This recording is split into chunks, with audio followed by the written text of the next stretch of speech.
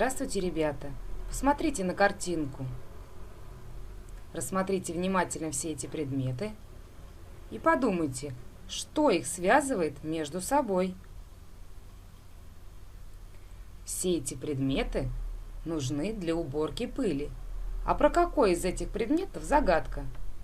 Он работник хоть куда, только пыль его еда. Засосет к себе в живот и на улицу вернет. Этот комнатный насос называют... Думаю, все догадались, что это пылесос.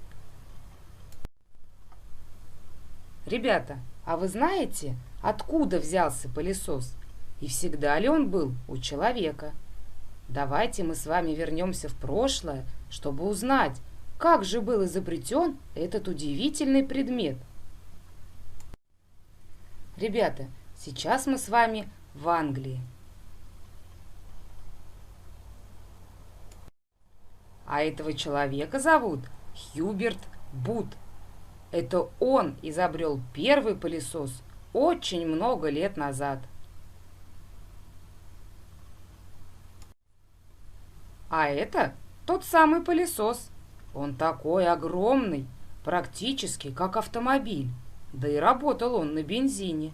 Он издавал много шума и оставался во время работы на улице. Только шланг подавался внутрь через окно. Как вы думаете, удобно было пользоваться таким прибором? Конечно, нет. Нужно было вызывать целую бригаду, а доставить пылесос можно было только на лошадях. Поэтому через несколько лет изобретатели придумали более компактную модель.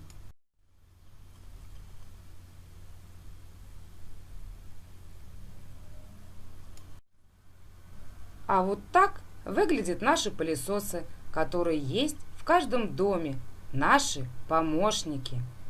А может, кто-то из вас знает, для чего еще можно использовать пылесос? Ребята, современные пылесосы могут не только убирать пыль, но и мыть полы, а также ими можно белить и красить стены.